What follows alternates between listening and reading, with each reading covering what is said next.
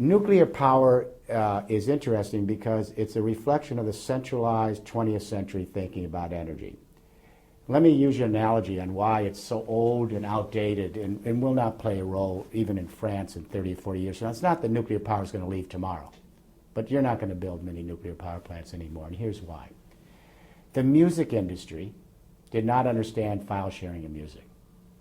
Millions of kids started creating software laterally in order to share music, and the music companies laughed. Then they got worried. Then they tried to legislate or create encryption, and within 5 years they collapsed. The newspapers did not understand the blogosphere. Millions of people creating their own information and sharing it laterally.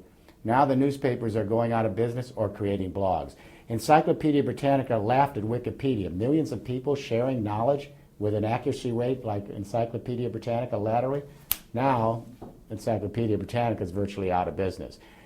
Bill Gates didn't understand Linux. Thousands of people helping each other with code, millions of people helping each other. Linux is a world player. What I'm saying now is it's the same with power.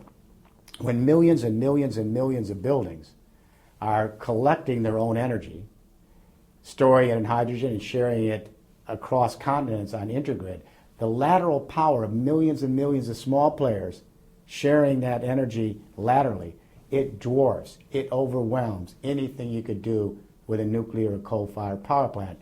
Just like millions of people with grid IT connecting their little desktop computers, the distributed power dwarfs anything a centralized computer could do. Now, what young people should imagine in France is the year 2050. 4 generations of people growing up on the internet, empowered to create their own information and share it on open commons. Do you think they're going to be surrounded by old-fashioned, top-down, centralized 20th century clunky nuclear power plants? It's a joke. You smile, I smile.